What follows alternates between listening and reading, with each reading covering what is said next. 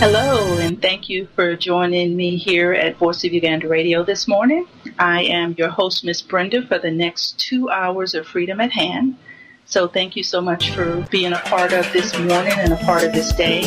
I know in some areas it's morning, but some of you have already come through your morning and are enjoying your afternoon. But wherever you're at on the time zone, I thank you so much for tuning in and being a part of the program this morning. Let me go out and say first to thank you all for continuing to go out and become members of FADU. We need you to continue to go out there and register. Our registration number is not where we'd like it to be at this time. However, it still continues to grow every day. Like I said on so many shows before I start my show, the reason I always start out with FADU is because it's a very, very important tool that gives us a lot of leverage in, putting our voice out there later on, because we have the people that stand behind what we all believe should happen and should take place in Uganda, and it just gives us a platform to start the conversation with it, whether it be with the Foreign Affairs Committee here in the United States of America or wherever it is that we need to use the platform. So please continue to go out there and continue to register and become a part of that. All we're asking you to do now is to become a member. There's no strings attached or anything. Just become a member so we can really see what the support for not only the radio station here at Voice of Uganda Radio, but also what the support looks like, out in the field as far as people who are standing behind FADU and Voice of Uganda Radio for change. So we really need to continue, with that. We don't want to not announce it and not talk about it so that people just continue to forget about it and it goes away. We want to continue to keep it fresh and first and foremost in your mind as just a platform that we're still trying to build out there. And like I said, later on, people who are part of FADU will get special emails and special information about what's going on, the direction we're moving in, and what's taking place. Because, we have the radio and we have that voice, and that's a very great thing. But there might be information that we need to share that may not come across the radio. But you still need to know about what's happening and what's going on or what we are doing individually. And like I said, becoming a part of FADU puts you in the grouping of that so that you are aware of all information, from whether it's something that's playing on the radio or one of the other shows are talking about, or whether it's something that we are not allowed or we can't talk about on the radio, but we still feel the need to share the information with the members there at FADU. So please continue to go out there and register and become a part of that. For those of you who joined me on the American Connection on Wednesday, wow, what a great show we had there. We talked about, it was the independence of Uganda, 51 years of independence. And, I thank all my callers that called in on that day and was a part of that show. And it will lead into the Freedom at Hand show here a little bit more this morning, too. But there were just so much information that was shared that, on this show today, some of that may come out as we start to talk about our leader here this morning. As you know, on Freedom at Hand, I do have two co-hosts that come in and co-host this with me. One of them is Anna Adek, the President-elect Guild there at Macquarie University.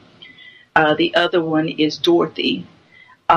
They will both be joining me on air probably in the next 20 to 30 minutes.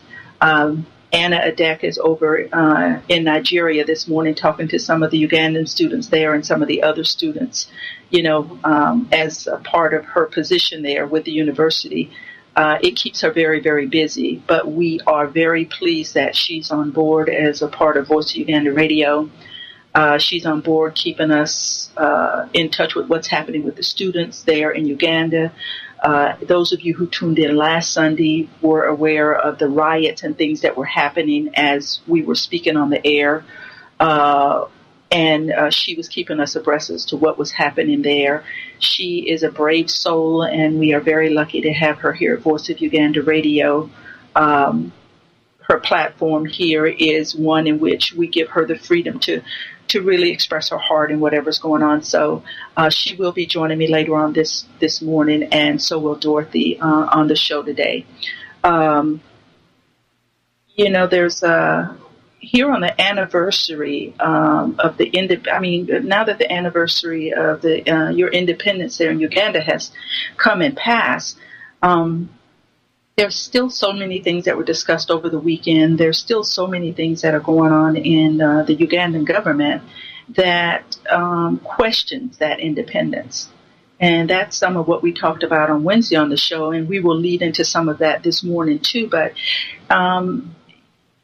we have to continue to make noises. We have to continue to make our voices heard, because a large part of what happens here on this radio station, a large part of what happens, there in Uganda, if you think that the president is not concerned about the people that he cannot reach to quiet our voices the way he has quieted the voices of those in Uganda, he knows, and he's aware. Our hearts go out to Dr. Otunu with his sister and what happened to her just recently here in Uganda. No one's pointing fingers and no one's blaming, but it all seems a little odd, and it all seems like something that should not have happened. It's a very, very sad day when a government continues to put fear in the heart of its people. That is not a government that is working for the Ugandan people. When it continues to try to control what people think, how people live, and who people are, whether you're inside the country or outside of the country. And this radio station will continue to be that platform. This radio station will continue to make a noise, and eventually more and more information will come out on that. And I know that the doctor will be a part of programs here on Voice of Uganda Radio to talk about that a little more in length and a little more in detail, where we don't have that information, so we don't want to start speculations. But it goes to show what lengths that this president will go through to continue to put fear in the hearts of people.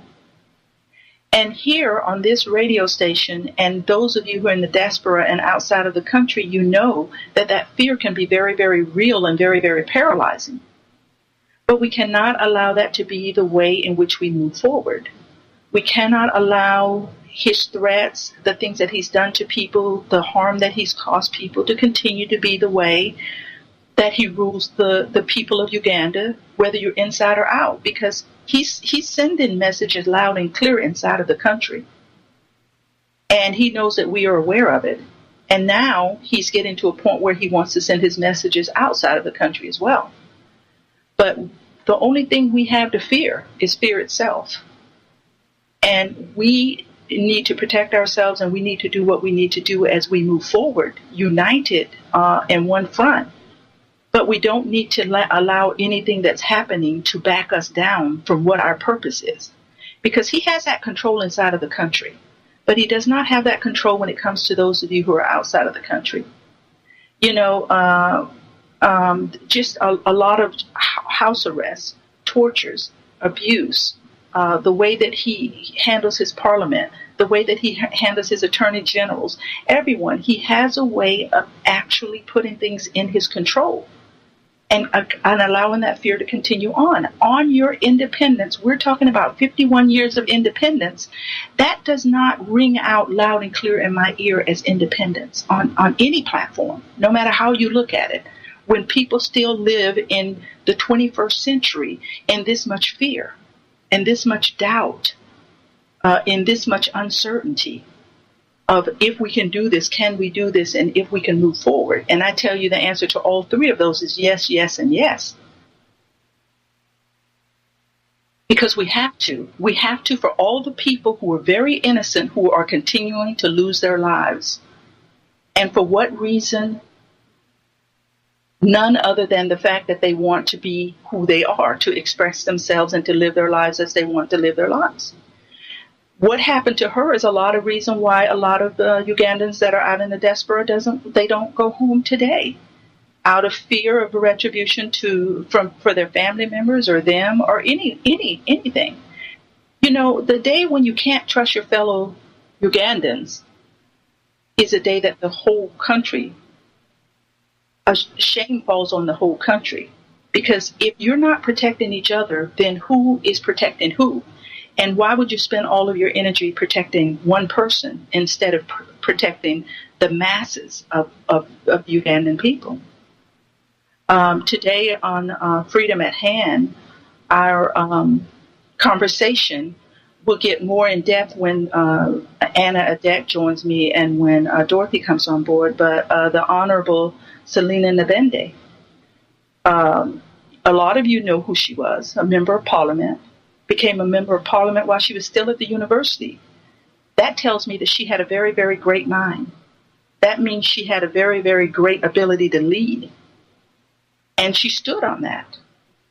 And the reason it's interesting for me to talk about her, which is my topic on her was going to be last week, but the reason it's interesting for me to talk about her is because she was one of those voices that have gone too soon. She was one of those voices that spoke out because she understood and she knew what was happening there in Parliament. She understood and she knew the government. And she told the people, you do not know who you're dealing with. You do not know this government and you do not know who you're dealing with. And these are the type of people that I'm saying now with what just happened with this other death that's taken place there in Uganda on our sister that's fallen way, way too soon in life. We know that members of her family are doing different things and causing problems for the government there. But those of us that are on the outside can no longer allow our voices to be silent. If he silences the voice of the people there in Uganda, that's one thing. But freedom, true freedom does not come when we sit back and we fold our arms and we say, let somebody else go out and fight this fight. I'm tired. I'm done. I'm weak. I'm weary. I can't do this anymore. Because you may do that and you may think there are others that'll go ahead of you, but there may be more that think like you than not like you. And then where does that leave the people of Uganda, and where does that leave the rest of us that are fighting for the freedom and justice that the people of Uganda so desperately need and deserve? We have to be careful which side we decide to stand on, because if you decide to stand on the side of righteousness, well, then these are some of the things that are going to happen. If you stand on the side of true democracy, it's not going to be an easy fight. It's not going to be an easy road. And some of us are going to stumble and fall, and some of us are going to get beaten and tortured and hurt or locked in our homes or whatever. And some of us, God forbid, may lose our lives. But if we don't stand on the side of righteous freedom, justice, democracy, then we continue to live in the pit of despair where we're at now. We continue to live with one person who is a dictator, who feels like the government should be ran and ruled in the way in which he feels like it should be done. Selina Nabende, she spoke truth. She spoke truth on corruption, on the parliament, and on the president. And instead of her fellow parliament members, instead of the MPs standing with her, they moved aside because they didn't want to be associated with that. But it did not stop her from moving forward in what she needed to do. I tell you, some of my American listeners have been emailing me and talking to me about some things. I have been encouraging them to call and be a part of the program and the show.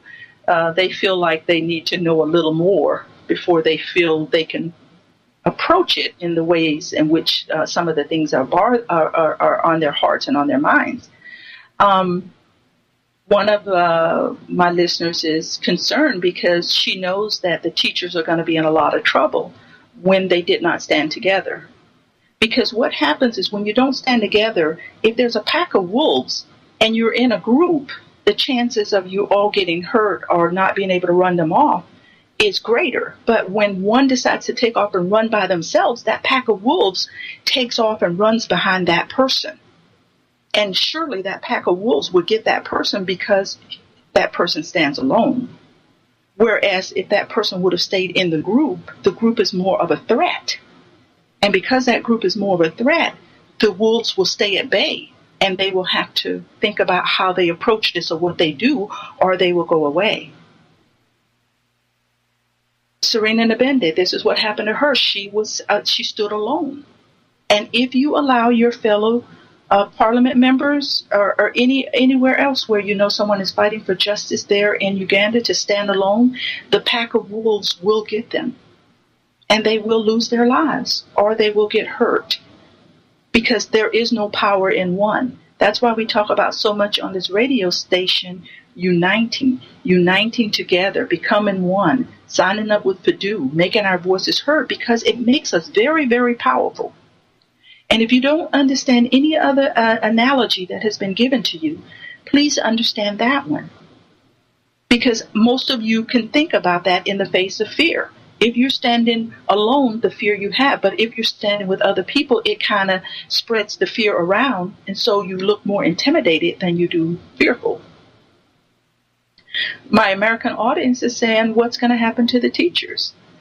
This is so unjust. And I'm glad that they're having these conversations, and I'm glad that they're asking me these things, because these are the things that I need to get across one day at a time, 1 week at a time, from program to program to program, the injustice that is happening there in Uganda. And a lot of it, I don't even have to explain. A lot of it, I just put it out there and give them places to go and read about these different topics and these different things that are out there. And they see for themselves how these things are unfolding, because I just shared the article with them where the president just made another speech at one of the independence rallies about the teachers are not his priority. Again, that his priority is roads and electricity. But, roads and electricity has been on the front burner with him for the last 25 years. So now all of a sudden that's important to him again. That's not the way you run a government, where you shift things around to prioritize it when you want to get yourself out of a loophole. And the teachers were doing just fine. And this is why, it's important for us to send our voices in all the corners of Uganda, because we need the Ugandan people to know what's going on. We need them to know that we hear them and that we stand behind them. Maybe that would have made a difference with the teachers standing firm until the government made a move and gave them what they need. Because if he's talking about all of this money that he has for the new roads and the electricity, where was that money when the teachers were asking for money for their raises? And now, to even go one step farther, he wants to punish the teachers that didn't show up. Let me tell you, my friends, this man will make an example out of whoever he can make an example out of. And we continue to sit aside and allow him to treat your fellow family members in this way. It's deplorable, and no one should be treated this way. My American audience, when they send me emails and they read this stuff, they're like, "You got to be kidding me. How can this happen? How can he now all of a sudden promise that he's going to take care of this, and now he backs out on that promise and says that I'm not going to do anything?" And my answer to that is, this is what happens when one man runs the show, when one man runs the country, when he is the dictator and everyone follows. Now, innocent teachers are being put out there on the butcher block to say, because you did not show up, this is what's going to happen to you. And his language is interesting to me. For him to be a president, I don't understand his language sometimes. It just is interesting to me, or even his rationale, because for him to say teachers are like the hospital and policemen, they should always be on duty when they're supposed to be on duty. I don't understand how those things, the correlation of that. I don't understand that. But he has his own reasoning. He has his own views. He has his own way of looking at things.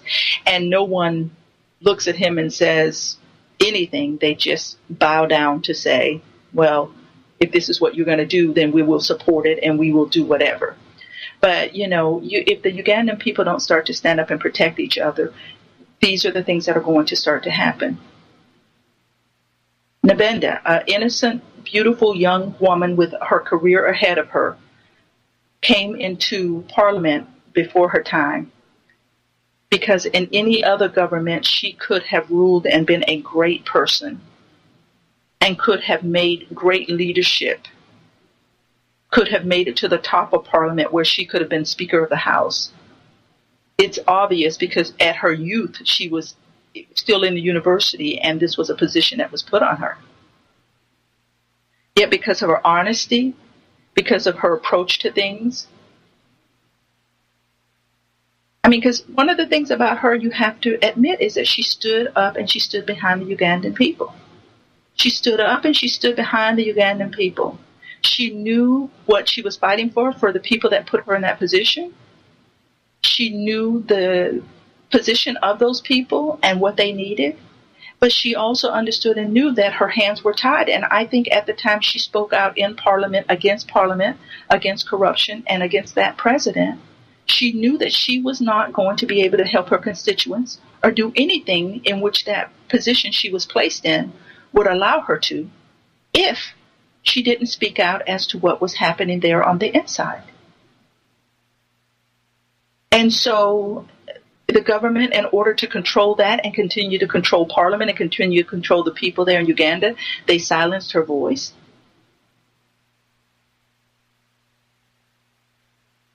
When this president does things, he does it loud and clear.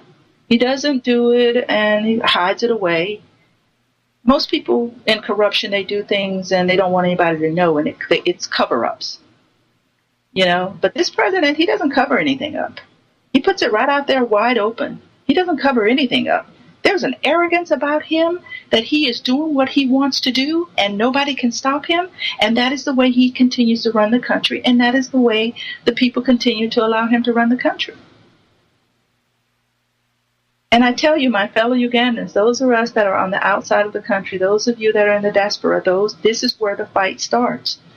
And this is where we have to start making every Ugandan aware. And this is why you need to be a part of this platform, hear what's going on, to be a part of the movement in the direction that we need to go in. We cannot allow him to continue to put out, to quiet the voices of the Ugandan people. One by one, he'll do it, and he will use you as an example. And I guarantee you, those in Parliament, they know that this individual was poisoned. They know what happened to her. Even when her body laid there in Parliament, and they tried to get up and make a speech as to, her death and her being gone too soon and a tragic accident. Some of the members in Parliament were even upset, and they said, no, do not read that letter. Do not get up talking about that. This is not a time. Her body is here, and we're mourning, and this is not a time for you to use this as a political showcase, to say that the government is remorseful and sorry for these things that happen when everybody knows that this person and this individual spoke out against the government and her life was taken away from her. And the government did not only use her death to get up and try to make a speech and a statement, but he's done it on several other occasions. This man will continue to pathological fear will cripple you. It will paralyze you to a place where you will never move.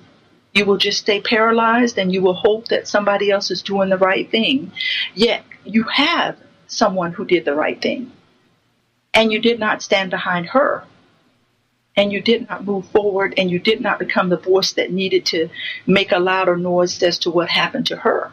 So if you have people that are standing up in government for the rights of the Ugandan people against the president to say this is wrong, and you do not stand with them, we will continue to have these conversations over and over and over again until the people start to stand strong in what they believe and what they think should happen. I see that Anna has started to join me here on the program. Anna, how are you this morning? I'm very fine, Brenda. How are you? I'm very, very good. Have you been able to follow the program so far this morning? Yes. I've been listening in really, really carefully. Oh, good. So Selena Neben. Yeah. I just listened into everything, and it's a very somber mood that it leaves me in, because I have memories to reckon with her. She was a student of Makerere University. She was a leader on the Students' Guild, which I am now president of. But she was a minister in the Students' Guild. She was from a hall of residence where I sleep. So I do feel it. My heart is heavy, and I did miss an opportunity to share a platform with her. I always hoped that since I couldn't share it with her while she was at the university, I would be able to do so at Parliament. But I guess now that's all gone. So this was a person that was very admired because you even admired her when she was there at the university. Yes, I did. She was a very vibrant young lady, and I did see her a lot. She was the social affairs minister. She was all over the place doing so many things for students. But also, she used to mention that she was going to run for MP, and of course, we didn't believe her back then. But she did it, and she won it amazingly. She even beat the NRM flag bearer in Butaleja, who had held the flag for the past 15 years. But she was a very young girl, very new to all this. But her vision and her mission were very, very relatable to the people, so they chose her. And she won with such a landslide victory. So she was a leader to reckon with. And again, I'll say it's a missed opportunity, not just for me, but for the entire country, because we lost a future, a very, very, very, very brilliant future. Well, yeah, and especially for the whole community, because you're not just talking about a lost soul there in Parliament, but she could have come to the university to lecture on things, to teach other people. You can tell from everything that I've studied on her that she loved her constituents. She loved the people of Uganda, and she wasn't going to Parliament for nonsense. She was actually going there to make a difference. Yes, she was there to make a difference in the lives of every Ugandan, not just of the people she was representing from Butaleja. You know, a few members of parliament can speak out about these things such as term limit. What they do is that they hide behind the cloak of representing a specific constituency. So they decide to concern themselves with things that affect the constituencies, such as the bad roads, the failing agriculture, and all those kinds of things. But they forget that the people, being a member of parliament does not mean you're just a leader of a constituency, you're a national leader. And because not everyone from your constituency is staying in that region, there are national causes that we all have to be a part of. And the debate against term limits is one that doesn't know whether an area is developed or not. It is one that every member of parliament should have been able to be a part of. But the cause was not owned by all of them. It was a few MPs. And it's disappointing because Serena Nevanda was just 24 years old, and her counterpart, Gerald Karuhanga, who's also 26, were able to spearhead the campaign against the removal of term limits. They began it, and they were sailing really, really smoothly.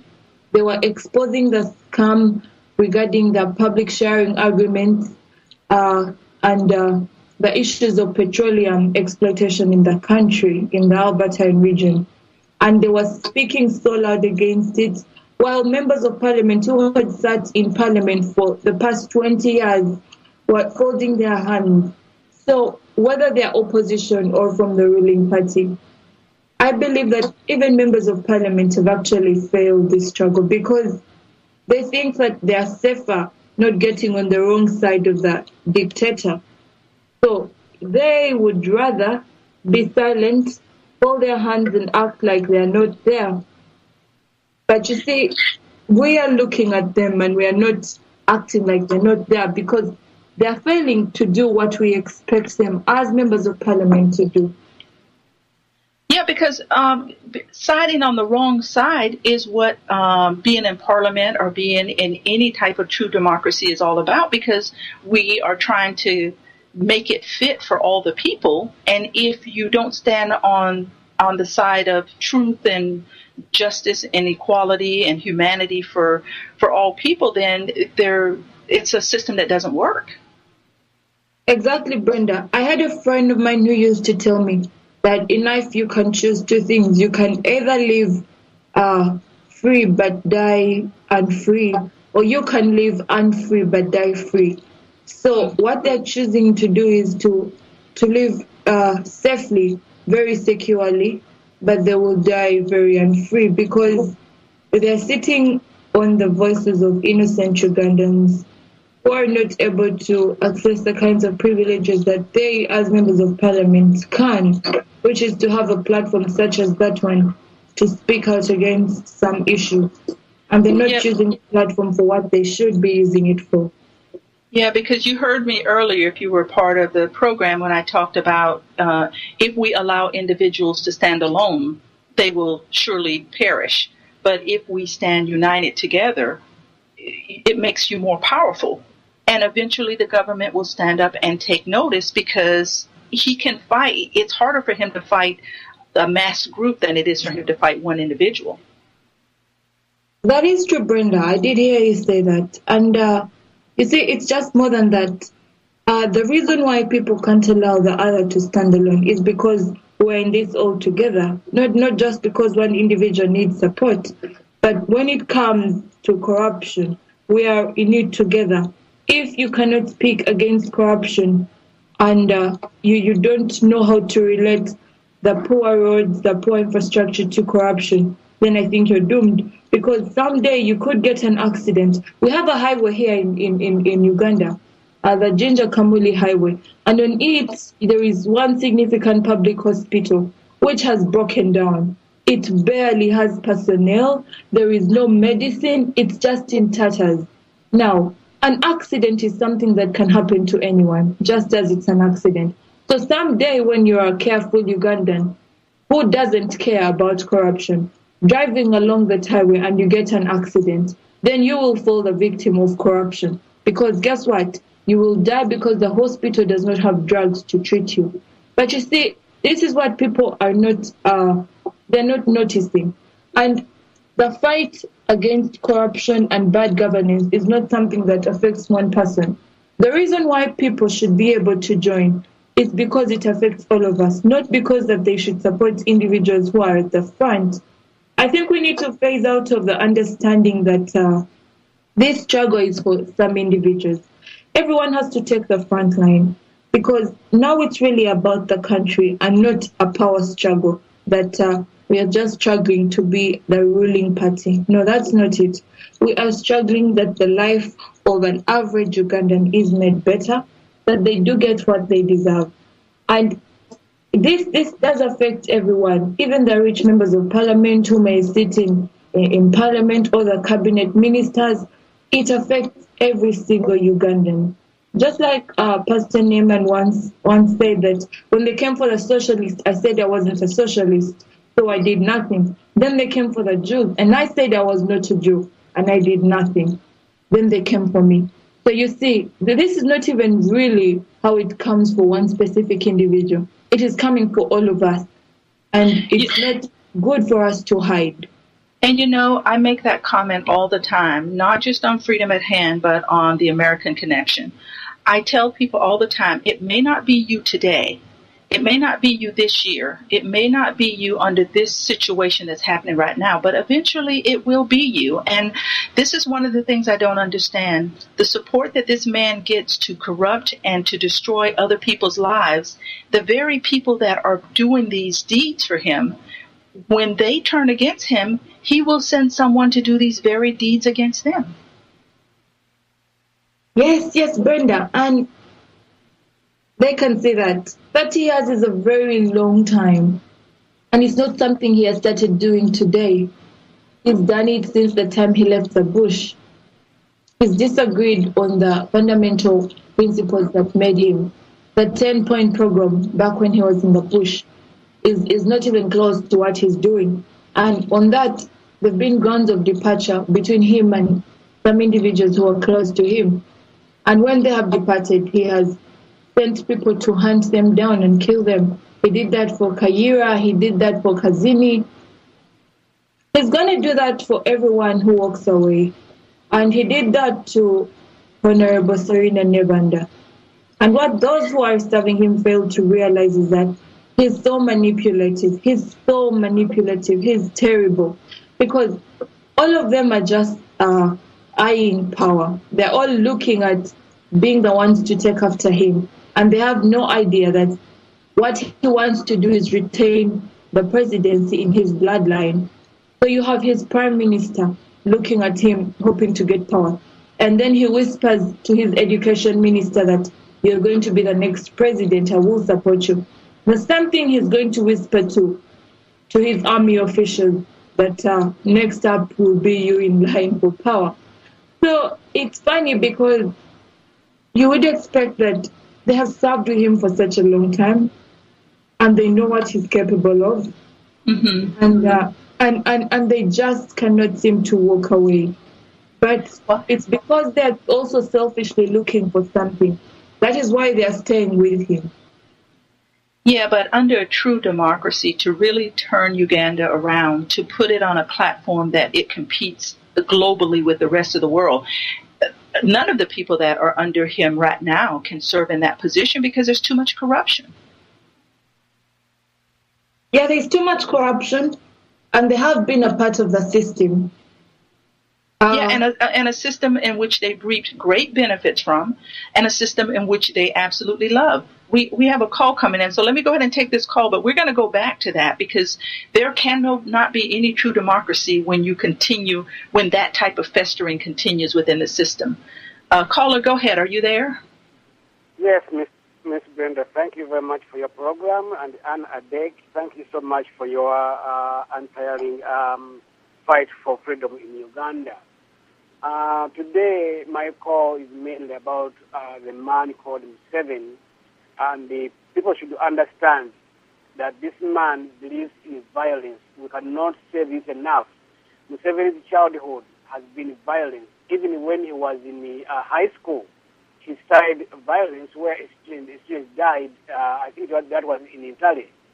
And all his life, he has been after violence. He believes, and he still believes, that you can control people through violence.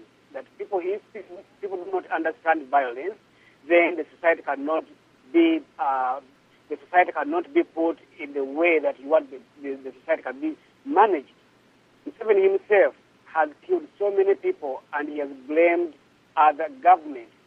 In his book, Mustard Seed, Museveni said he did a lot of bad things to tarnish the government of Idi Amin. But surprisingly enough, even if that book is there, no single member of parliament, let it be opposition or people who are MP for the NRM party, to ask the president to come and explain what he said when he wrote that book. This book was written by Museveni himself. As he said, I don't believe that Museveni was just shouting to tarnish Amin's regime. Anyone who is old enough, and those who are younger, history can teach us that Amin and people were killed, so many people were killed, so many people disappeared. And we know some of those people who took part in killing these people, they are in the government, in today's government, and I can name one of you. Jim Muhwezi. Jim Muhwezi knows exactly what happened to Dr. Barrow. Now, Dr. Barrow's children are they are working for this government in the State House. Dr. Barrow's youngest daughter, when her father was killed, I think she was 4 years old. Now she's working for the State House. Museveni has never come to explain or ask the children about what happened to their father, because those kids knew who killed their dad. Surprisingly enough is that Museveni takes himself to be next to God, as he asked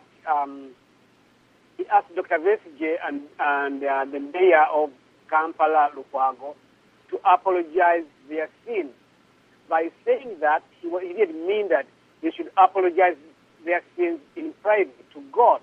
But what he wanted that Besigye and the mayor to go after or to go before him, kneel down and apologize for forgiveness.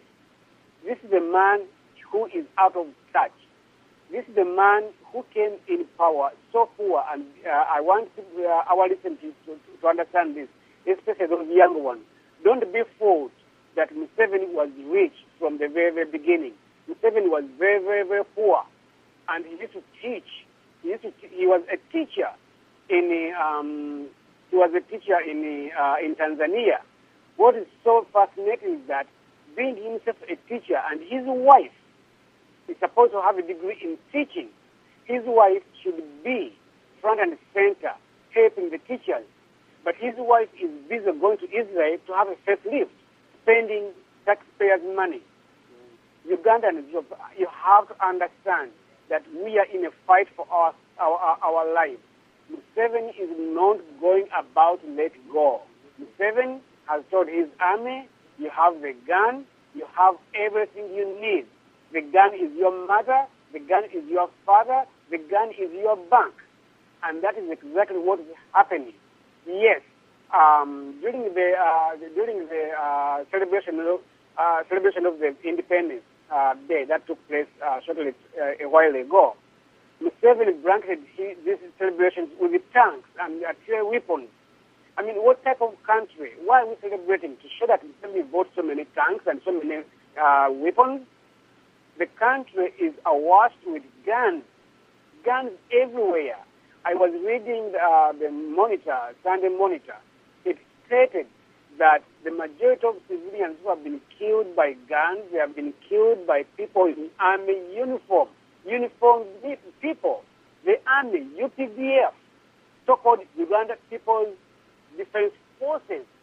But according to statistics given by Monitor, Uganda People's Defense Forces has killed more innocent Ugandans. Why do we have military people on the streets? Why are military people killing more citizens when the country is not at war? Then came second was the police. Then the third one, I think there was the guns in the people who are supposed to have guns or security companies that are supposed to, to protect government facilities. My question to the president: why are most Ugandans killed by military people? Why is Uganda in a state of war? And all that comes down to one thing, and one thing alone, that the man who's leading Uganda, I should not say who's leading, because it's the man who's ruling Uganda with the iron fist, believes in violence. As long as we have a man with that mentality, Uganda will never be free. It is time to break those chains and reclaim our freedom back. Thank you so much, Ms. Brenda. Thank you. Thank you. Thank you so much to our caller. Anna, let me go to that question real quick, and we'll go back to what we were talking about. In no other country in the world do you have that many deaths. The majority of your deaths are caused by your police or your armed forces. And so the rest of the world looks at that and said, how can these people be dying at the hands of their military when the military is there to protect the people? Do you feel like most of the Ugandans that die there are dying at the hands of military and police force? Yes, Brenda. And I really like that you raised that, because just last week I was explaining to you the situation where policemen beat threw into coma a gentleman who had gone to claim for compensation after he lost his fingers in the course of duty. But it's just wrong for the army to even be on the streets of Kampala or any other town in this country. When we are at peace, we honestly don't need the army to be doing the work of police. And the problem is that all of them have all these institutions have been personalized. Now, you see, when the neo-patrimonial government of Museveni is turning institutions into people and executing commands and ideas because specific individuals want it to be that way, then that's how you see we are ending in such a situation. Because if you have the police force commanded by IGP Kale Kaihura, who's a relative of the president, and then the people who are in the top positions of police have probably married a relative of the president and are in the close circle of the family. So they are going to do everything as the president wants. When you look at the Electoral Commission, the Secretary of the Electoral Commission, Samra Kojo, is also closely linked with the president because I think he married from the first family. So you see, when you see institutions ending up like this, when you see Brigadier Kainerugaba Muhoozi being promoted and pushed through the ranks as fast as the wind, and yet some people who are as old as 50 years have served in the army at the same rank, then you question, why is the president promoting his son and leaving officers who have served in his army for the past 50 years? So it's just a rot that comes from the head, which is the president, that is rotting the entire system, because he believes that he is safer when these institutions are occupied by people who he has a close link with. Now, he can ask them, he can tell them to execute anything. You see, the army is supposed to be professional. They're supposed to only be seen in terms of war. Uganda has not been at war in the country for a very long time now. Even that deployment in Somalia, at some point it wasn't necessary because he was spending so much money keeping our soldiers there, and yet he's not even taking care of them. So you see, we will all question, why? And the answer is one. Museveni has simply turned the country into his business and family venture. His people are occupying all the space, and they are doing it like it's a family meeting where they meet and just agree as clan head. That's very unfortunate. It is very unfortunate because a lot of what happens in government positions, with your army, with your police, anywhere, you have to have equal opportunity because his family or the people that he's putting in charge may not be the best people for those positions, which goes to speak to what you were saying. He gives an order and they carry it through. Address this for me, if you will. One of the articles that's out there about the new oil refinery that's coming up, they said that, of course, it would create 4,000 to 6,000 jobs. Those would be temporary positions because it's just a matter of building the structure and getting it up and running. However, there would be 50 chosen that would leave Uganda and go outside of the country to be educated so that they could come back in the country and run the oil refineries. Many people are saying that those people will be handpicked. Even though you have people who will be so qualified for those positions, they will not be given those positions because that's not the way the government chooses who it puts in leadership positions. Address that for me, if you will. I tell you something, Brenda, that this president is killing this country.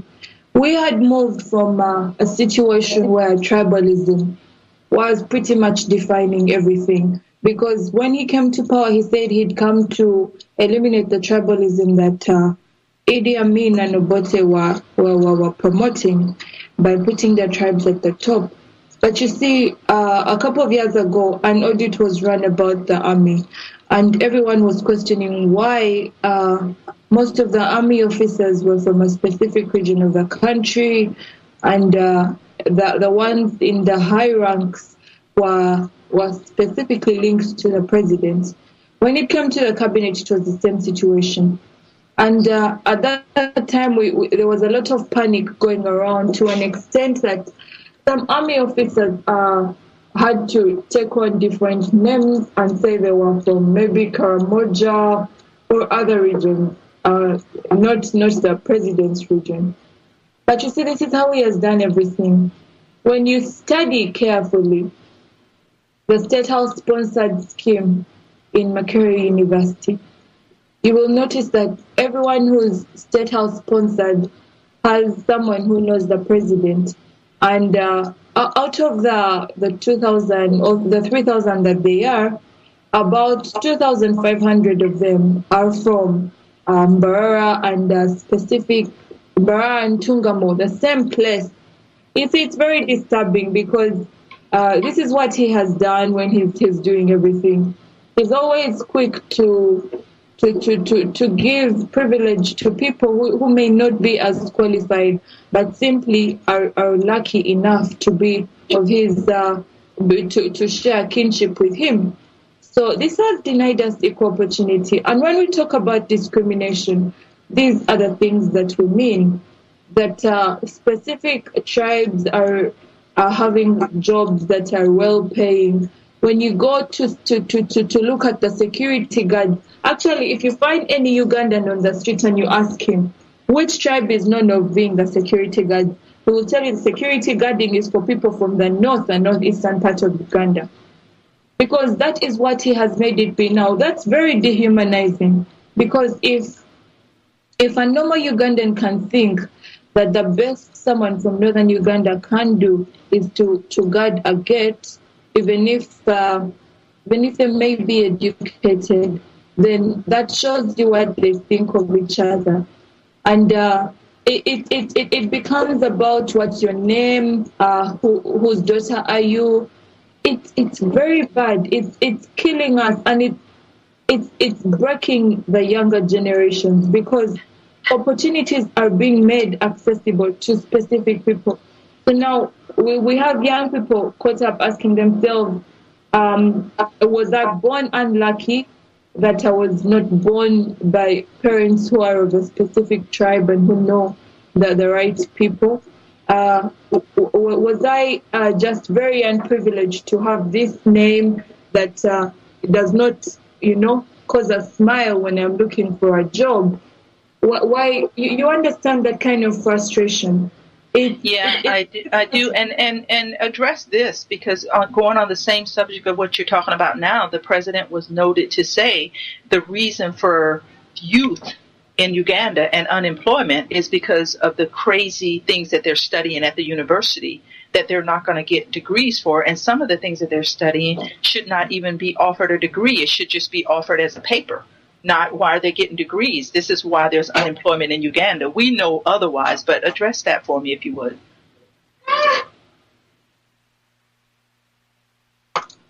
Are you there? Oh, yes, Brenda, there was a slight interruption. Okay. I did expect this, actually. When the president appeared at the independence celebration, I was keenly listening to what he was going to say, and I was very, very surprised. It didn't shock me, though, about how he praised Mbarara University of Science and Technology, but because he didn't even mention Makerere University, which is the biggest in the entire country and in the region and in Africa, because we're ranking at 4th position. But you see, what he fails to understand is that the reason why people do art subjects is because they don't have a good background when it comes to the science subject. When you have schools without laboratories, without chemicals, without all those opportunities that are necessary for a science combination to be taken up and for people to be interested in sciences, then you have students opting to do art because that is more accessible. It's all theory and theory and theory. So they are safer. The education system provides a better opportunity for them to actually score high grades and then go to the university. That's why you find them actually studying courses like conflict resolution, which he was making fun of. It's not that they're not brilliant. It's that he has not given us what we need to help people actually cultivate the sciences. And then he blames that on unemployment. He says that parents should advise their children to do sciences, but that there are many jobs in the science field. But then you look at the doctors and how they're being paid. They're also complaining that there's no money. We're having so much brain drain. Brilliant doctors are leaving the country because of this. So then you ask yourself, is the president deliberately hiding from the reality, which is that the education system is fundamentally broken, and it's only going to continue pushing out more people who are going to be unemployed and increasing the unemployment burden because we are not getting the core values right. But that, again, Brenda, is not a mistake. In my opinion, it's actually intentional. And he knows, yes, it's intentional. I don't want to feign ignorance on behalf of a man who has been in the country for 30 years and knows exactly the plight of the country. And you see, by the time he took up power, unemployment was not as much as it is now. He's been watching it. It doesn't happen in a day that, boom, thousands of people unemployed. It happens gradually, and you have an opportunity to stop it, but he didn't. He has actually escalated it, and he has revised. He has revised that education curriculum, and it's going to cause even more unemployment. Wow, I agree 100%. We're going to go ahead and take a break here for my listeners. You are tuned to Freedom at Hand. I am Miss Brenda on board with Anna Deck. We're going to take a 5-minute break, and we'll be back. Radio ekolaganira wamu n'ekibiina ekya Federalist Alliance of Democracy and Development in Uganda, FADU.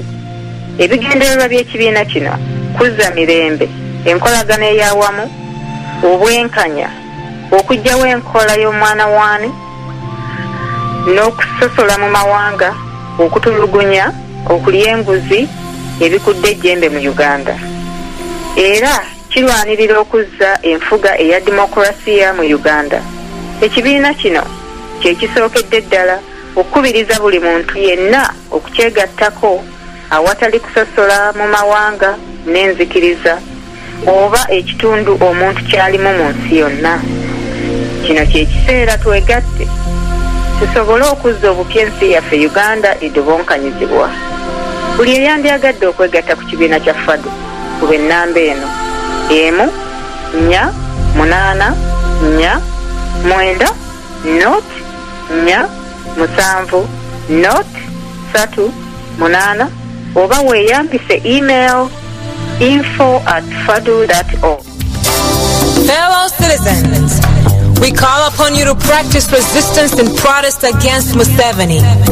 We call upon you to oppose strongly the Museveni government, which is responsible for the downfall of Uganda.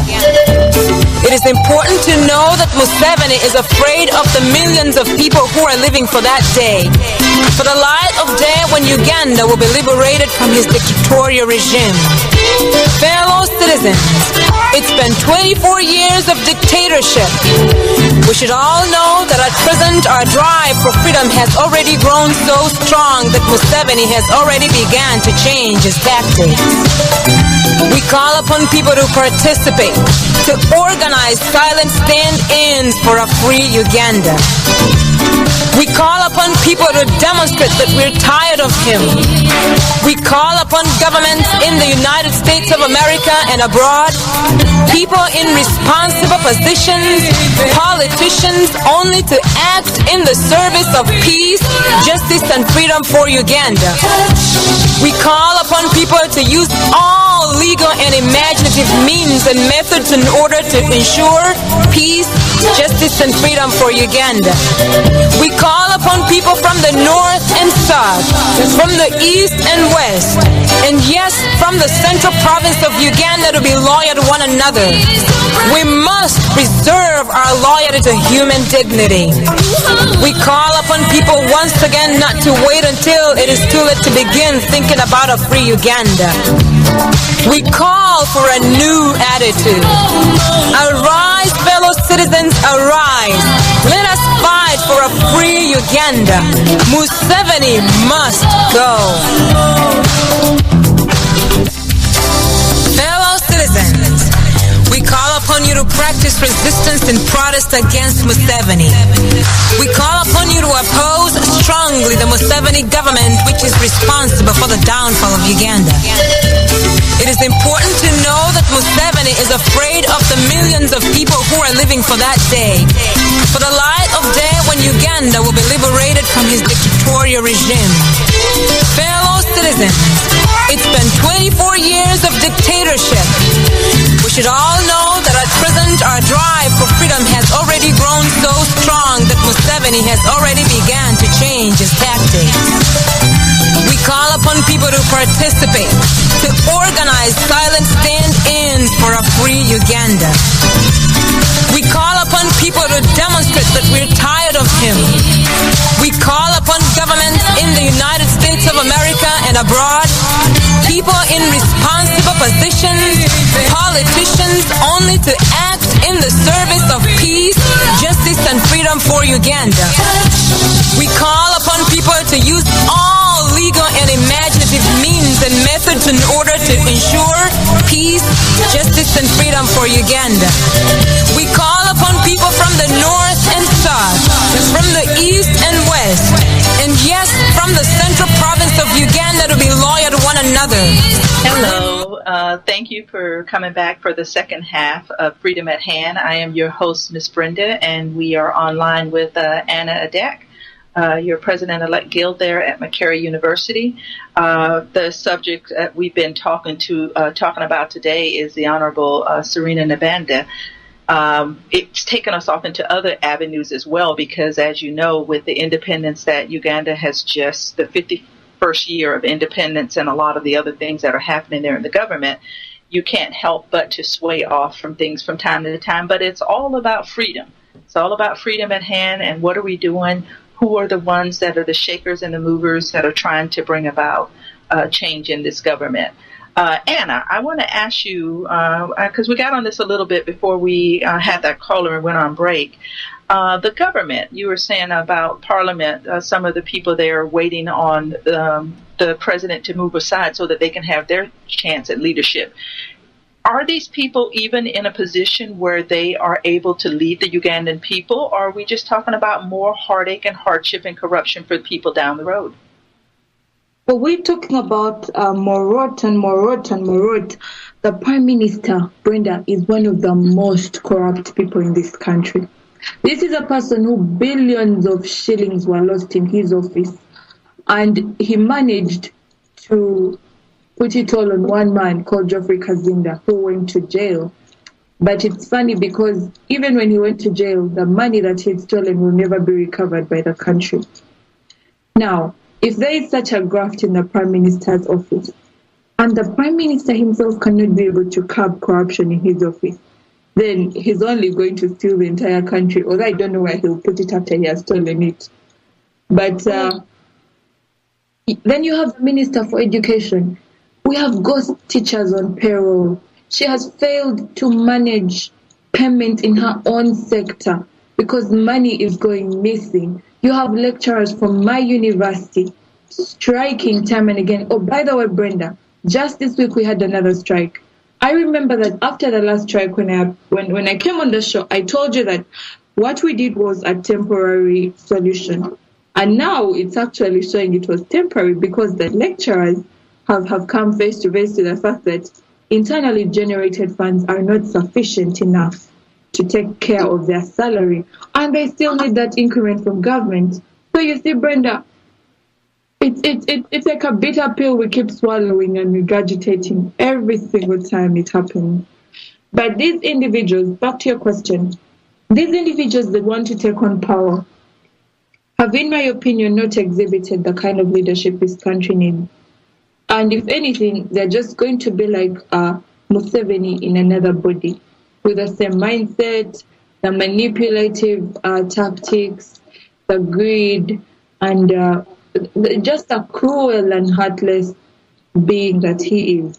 And so, I think under the new government, which is what the Voice of Uganda Radio stands behind, and a lot of the Ugandans that are out in the diaspora outside of Uganda, the people of Uganda need to vote. They need to vote for who they want for president. They need to vote for who they want in parliament. No one should just be assigned that position, or no one should think that they should just be able to move into that position because they've already served in the government.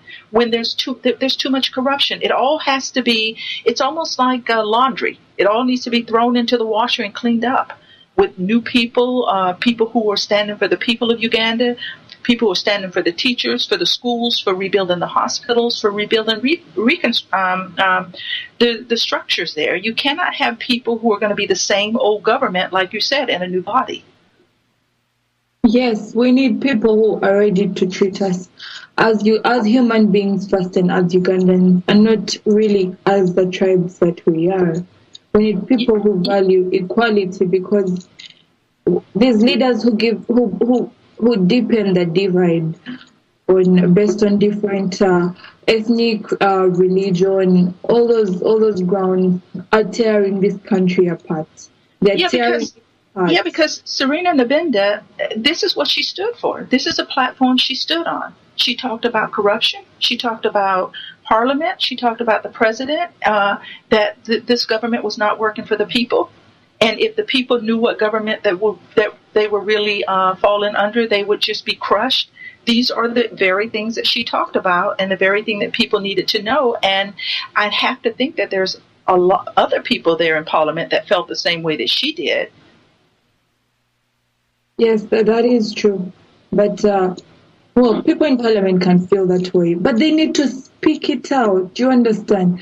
We have more than 300 members of Parliament for a small country like ours. More than 300 members of Parliament. And let me tell you, we don't even know a third of that house.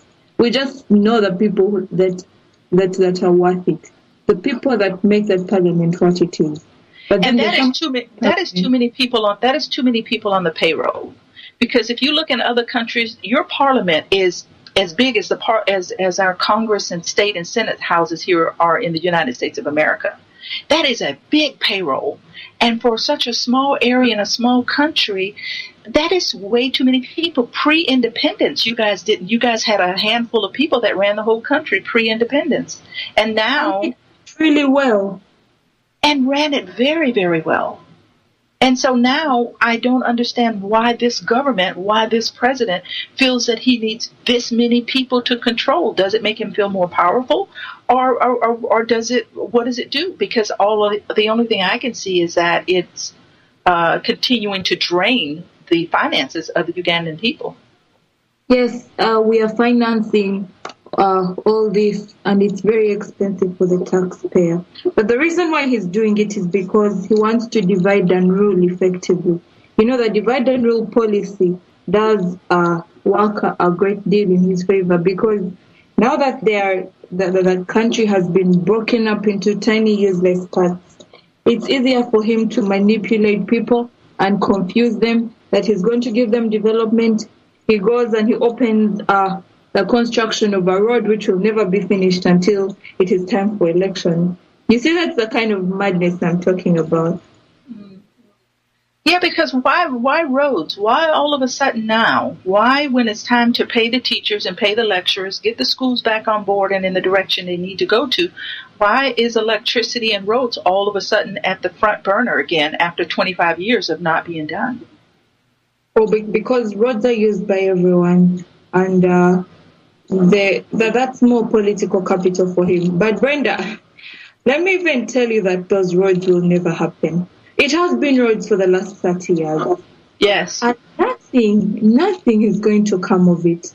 Even the roads he claims to have put up, those roads have got potholes even before you can blink. So it is very shoddy, cheap work that is expensively paid for. You understand? He gets a company that he knows he has links with. Then they go and do shoddy work, and they bag so much money and give him a share of it. This is how they do things in this government, by the way. They contract very lousy companies because they know that they can have a deal that some of the money channeled for infrastructure can be sent back to them. So you see, we end up getting half-baked products, but we've paid a full amount for it. And Brenda, when you talk about this he said in the independence speech, and you know what I liked about him that day is he didn't disappoint me. The president didn't disappoint me. He did just as I had expected. And I hope that many more Ugandans can see how terrible he is. Very arrogantly dealing with the country like as if it is his own notebook where he's going to write and rub when he wants to. Because I was happy that he told everyone that the money is there. You know, time and time and again, when we have these issues, when we are talking about paying our lecturers, paying our teachers, and the minister is coming and saying, look, in the budget, there's no money for you. And the teachers are just, I don't know if I don't know why they just take it in, but they are comfortable with 20% is such little money.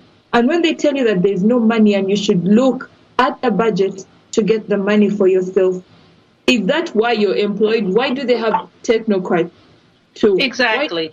And let me just say this, and I'm going to go to our caller because we have a caller coming in.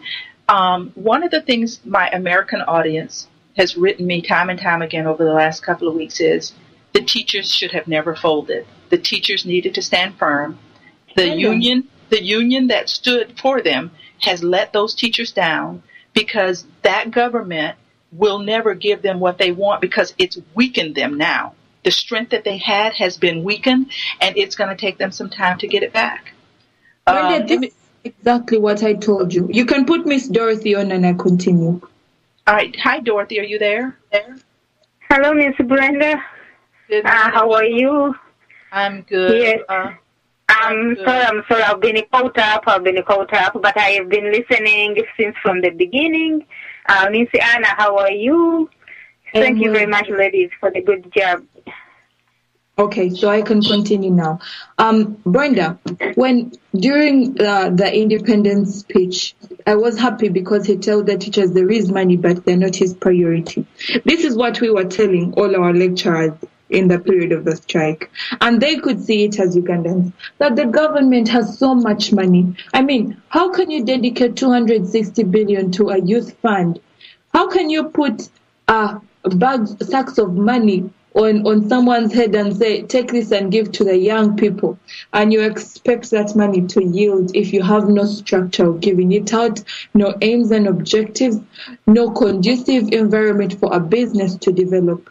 How does it help to give 5 million to every young person? And that money is not even there.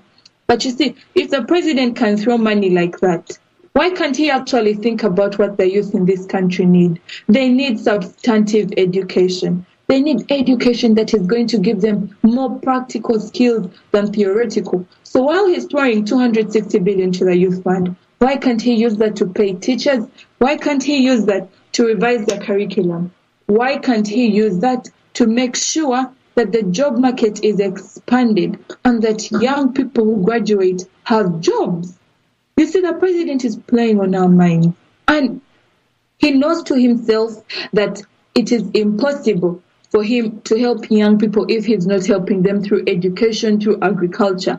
He's just spoiling them and even sending them more to the grave by throwing money in their faces, because he's going to put them in debt with the country, and they will never be able to pay that money. How do you give me 5 million when I'm not sure I'll even have a meal in the next 2 years after I've used that money? For sure, what is the president up to? And may I think that the answers have been in front of us all this time. That money has been there, but thank God, people have now understood that education is not the soul of Museveni's Uganda. It is what us, the ordinary Ugandans, want, but not what Museveni as an individual wants for this country. Yeah, and like you said, there is a lot of arrogance there for him to make such a speech and make such a statement with the teachers there. That is a lot of arrogance. Dorothy, go ahead and comment on that and come on in at this time. What can I say? I agree with you ladies 100%. But as Anna has stated, I am so happy that after showing the country that he's concerned, they're going to negotiate, because they threatened the teachers were not budging. Then they decided that they're going to lie and be the snakes and do whatever they do best. But what? I hope the teachers did get a lesson that they needed to stack. They needed not to let go. Okay? So the real reason that he said what he said, okay, the teachers are not the priority. Not that we don't have the money. The money is there. But since 1986, this man came to power, he's been fixing roads. Okay? But then, the irony is there is no road that has been done or fixed. Eh? The infrastructure he's talking about, nothing. How can you tell people the same thing 1 year after year for the 30 years? Not fair Ugandans. I told him Museveni will never pay teachers because he does not get anything out of it. When Museveni wakes up, when he goes to bed, actually he never goes to bed, he sleeps in the chair, I hear. He thinks, how does he stay in power? Or how is he going to be able to put his son in power? Those are the only two things. The case of teachers, hospitals, doctors, whatever, that is not his priority. What is he getting out of that? Nothing. We are losing tons of money. They gave us a list. How many security organs does he have? What is the budget of each organ? humongous amount of money. When you hear that Mr. Jesse, who sued him when he took over his newspaper in 1986, soon after he came to power, when you hear that Attorney General, the money that was been swindling in London on that case, and he was sued as an individual, not as a government, this is all, how much do we have to lose? But the thing is, every single day the money stays in power. We are incurring this debt. There is one thing to get a debt when you did something and you know Uganda is responsible for this debt, but we did ABCD. But the taxpayers are swindled. We are losing a lot of money. Uganda was cleared the debt. Now we have like 3 times more, but there is nothing to show for it. For the case of the teachers, I hope next time when they get out, they know. Because, my dear, it is not that they are not even close to get what they are supposed to get, but they are to be penalized. First of all, their names were scrubbed off the list, okay? Now, they are to be penalized because they went on strike. But sooner or later, the Ugandans have been tied in every corner you can think about. They are killing people at a running rate. But sooner or later, we need to get out. Now, the Makerere professors did go on strike again, okay? After he said what he said on the Independence Day, the teacher said, okay, let us, put our tools down again. And then he was rushing to say, oh, no. I mean, but if the Ugandans, they have given up, because to me, it seems that they are used in this condition, this state, but the terror is too much. But let me tell you, Museveni is going, and Museveni will go. Those who are sinking, they know the boat is sinking, and they are still on it. It is just a matter of time. But you see, when you are suffering this great deal, every minute turns into a month turns into a year. I mean, it is horrible. But we have to hold on. We have to hold on tight. This mere action of what happened to the teachers, what he has done and what he has said in these 2 months, that shows a lot. The man has lost reality, We are not dealing with a normal person here. We are dealing with a madman. The man is sick. He has lost reality. All he thinks about is power. So, I don't know, ladies, I don't think we have talked about this ICC. Miss Hannah, I don't know if you you get to hear what Museveni and Kagame they are doing, leading African leaders, and to make sure that they get, they withdraw from the ICC because they are known to, because of selective punishment and all that kind of crap. But Museveni knows that. For me, I see this as a time for us Ugandans to fight so hard whenever we are, to shout, because we have a lot of outside noises. We have a lot of outside supporting us, telling us, too much, yes. And this is a lot of the reason Selena Nabenda lost her life, because of speaking out. Let me tell you, in this country we have a saying, when someone shows you who they are, believe them, because they're not kidding. I got another call coming in, so let me go ahead and take this call, ladies, and then we'll come back to us. Go ahead, caller. Are you there? Hi, how are you over there? We're good. How are you doing? I'm doing well. I'd like to welcome Anna on board and the 2 co-hosts over there. And I'm very grateful to speak to you guys over there. I've just joined you guys a little bit late, but I had some questions for Anne. I wonder whether she can hear me loud and clear. Yes, I can. I can hear you. Okay. In all the occasions I've been hearing you on this radio, you've been airing out the problems that you are having. Problems. And just a week ago, I was listening to one radio talk show, and I had something terrible that struck my head. The first thing was the lecturers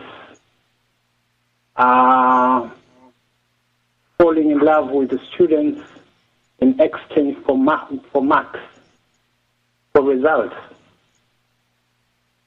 I don't know whether you, as a guild president, you are aware of this. Oh, yes. I give you the action points that we took, but you can finish first. Yeah, the students, actually the talk show was about the students. There is a student that claimed that she had to leave the college, and then she had to get married, and then she had to come back and do her degree in marriage. And then there were also complaints about lecturers targeting the first year students. And there is a complaint still about the students as well, and this is going towards you, that there are some internet cafes around Wandagea, Makerere over there. Their aim is to do assignments. Their students, their aim for them, they don't do assignments.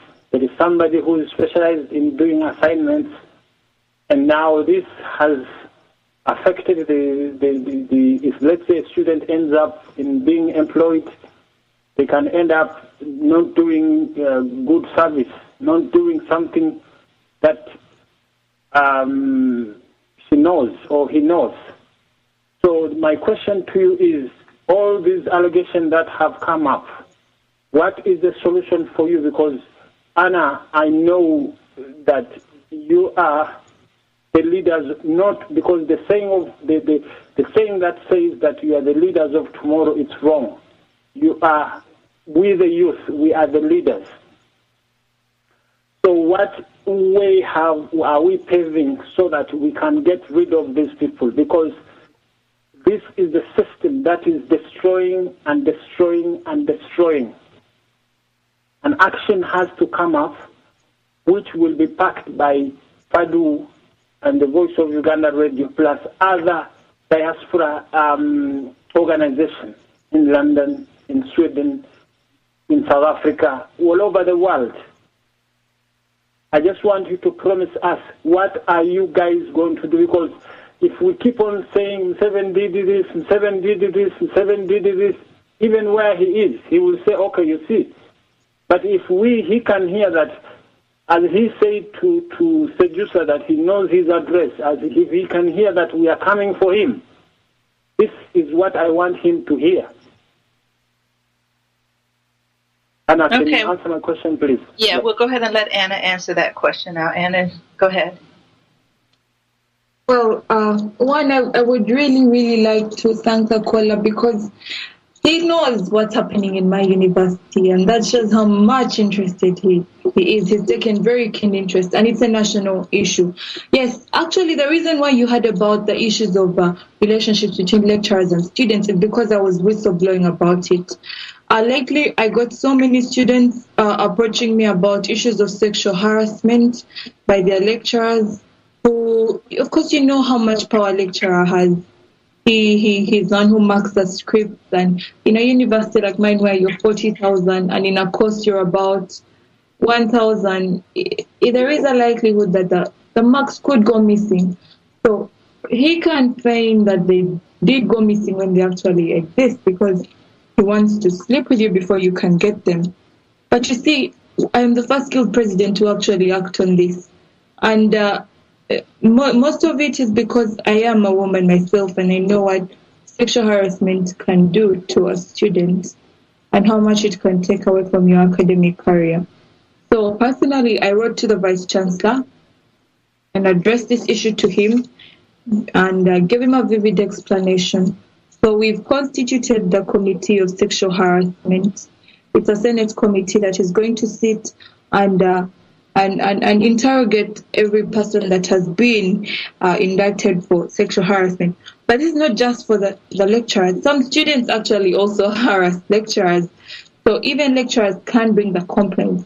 But in a situation like this, a fiduciary relationship like the one between a lecturer and a student, it is very, it's a lot of betrayal when someone who is exercising an upper hand in the relationship is using that upper hand and the duress effect on a student to get what he wants. So we are cracking down steadily on that. But now we'll go back to the issue about students and them failing to do what is required of them in their courses. What we have to realize is that students who come to the university are adults of sound mind. And you know, in Uganda, the age of consent and the age of attainment of majority is 18 years. That's average. They are senior 6 students. So when they come to the university, they are mature. And an adult has an opportunity to make for themselves decisions. But also, you realize that an adult has had an upbringing that is probably not similar to the other. I mean, we are different like the 5 fingers on your hand. So the upbringing of people is different. That we have to realize. And that is how we have to, that's what we have to have at the back of our minds when we are dealing with people. But you see, when you have students opting not to do their work themselves, then you ask yourself exactly why. What kind of upbringing have they had? Have they been told to be lazy? And this is the thing which I need you to understand at the end of the day. Our education system, because I'm speaking for myself, I was born in the time of Museveni. I was born in the early 90s. And I have grown up in the time of Museveni, studied in the time of Museveni. I know I will not complete the next phase in the time of Museveni. I have to take him out. But a person like me who has grown up in the time of Museveni, I have been taught that what the education system is about is really about how you can pass exams. And that is it. It's not about how much you can live with. It's not about the values that they impart to you as a citizen of the country. It's about how many ticks you can get on your script when you write. How much can you score? That's why you have students desperately trying to give mercenaries to answer their exams. You give people who have attained degrees in a subject and they have expertise, and so you answer your exam like as if you have 10 years experience. So you're going to pass, and then when you reach the job, you're going to underperform. And this is putting us at a disadvantage level compared to our counterparts from all over the world. Because if a student of law like I am in Uganda knows that it's really about how much I can score, my CGPA, it's not about my passion to see justice prevail as a lawyer, then I'm going to do everything to get the perfect CGPA so I can have the perfect paper that's going to land me the perfect job. But someone somewhere is studying law, not because of just a CGPA, but because they know that they want to be that kind of lawyer that's going to make a difference in society. And the teachers that have taught me that what you need in life from education is the grades, not the values that you live with. So I'm definitely going to be of less value when I'm in the job market. And the reason why we've had the curriculum tended towards this is because the government has lost touch of what it should be doing with the education curriculum. When you have things like etiquette and all those good subjects scrapped out of the curriculum, and teachers being made unemployed just because they think that there are so many teachers and some subjects are not important, then you have citizens who are very crooked, and that is what you're talking about. So really, at the end of the day, it's not about you talked about it shouldn't be really always about Museveni and all that. But you see, he's handling every resource of this country. You cannot make up your own education curriculum because that is the government's rule. You can actually be arrested for doing what the government should be doing, but the government is not doing it the right way. Because I've just kept explaining that it's too theoretical. There's no practical. I mean, if I'm just going to sit in class and pass, and you're never going to test how much I can do something in the actual practical aspect. It's like as if during my job I'm only going to be writing and never dealing with practical issues. Yeah, and I wanted to just say something about what you just said in the caller as well. the issues that he brought up about the students, the lecturers, the sexual harassment, the cafes where students are having their work done and they're turning in it as if they did it. That is a problem that we face globally. It's not just in Uganda. It is around the world. You have students and lecturers that are trading favors for whatever it is they need. You have some countries, especially some here in the United States, you have cafe houses that you can actually go and buy the notes of students, A+ notes of students who have done very, very well in these courses, and study those, and you're guaranteed to pass. So I agree with what Anna's saying, and I'm going to let Dorothy chime in on this, because Dorothy is in a profession where you cannot get by unless you've done the work. But before Dorothy comes in, I want to say this, what Anna was saying, you have to have a passion about what it is you're studying and what it is you're doing. If there is no passion, then you're going to take the easy route out. You're going to look for all the ways to get through these programs and get through these classes without actually being emotionally tied to what it is you love and what it is you want to contribute in society. Dorothy, you are in a profession where you have to know the work. Excuse me, before Dorothy comes in, can I ask Anna my last question? Yeah, go ahead. It's just Anna, make it as quick as possible.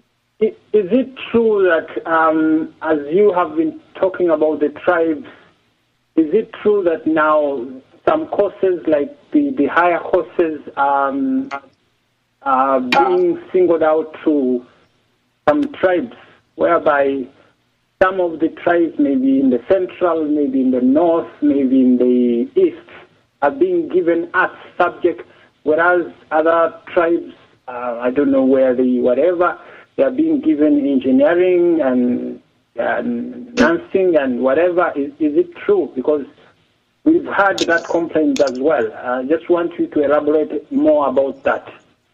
Yeah, and Anna, go ahead and speak to the issue of what he just said, because I have heard of that too. Here in the United States, we know that students are not allowed to choose their own curriculum, that they're given to them by the scores that they make in school. So you're put in a certain course to study in the university that may not even be your strong point. So go ahead and address that real quick. Wow. Once again, Brenda, Akola is I think one of the best things that has happened on this show, because he understands everything really well, and he's been on ground. Yes, that has been. There have been allegations like that because, now we have courses like medicine, like petroleum engineering, having a majority of students coming from the western region of the country. But this is not just something that starts here. You understand? Coming to the university sometimes is really, of course, they can't give you a course because if you're competing underperformed. But there are those people who may not perform as well, but they still get the courses. And I just told you about the State House sponsored scheme. The State House sponsored scheme is not about grade. I mean, I can get no principal pass, and because I am the child of a minister, get the State House sponsorship scheme to put me to do medicine.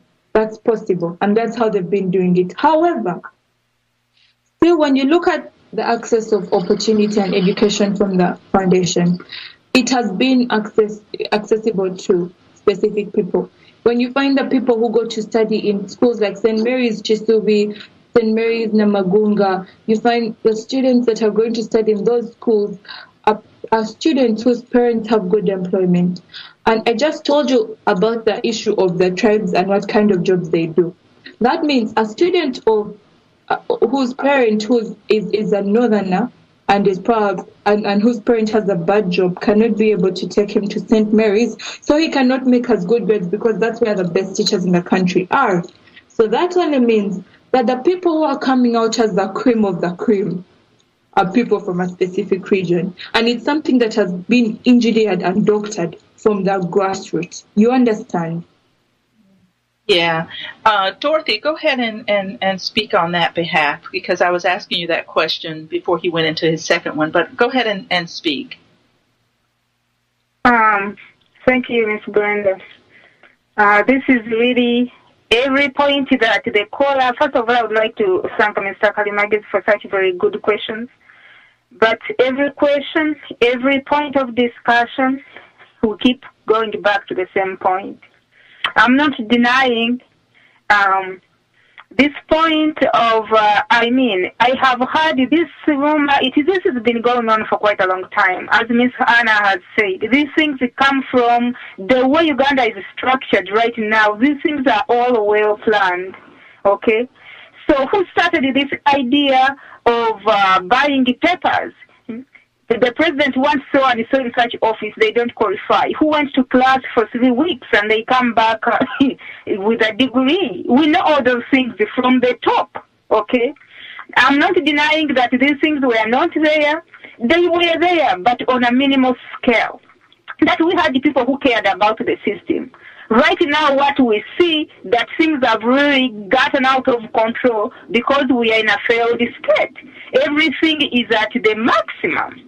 Okay? It is at the maximum, really.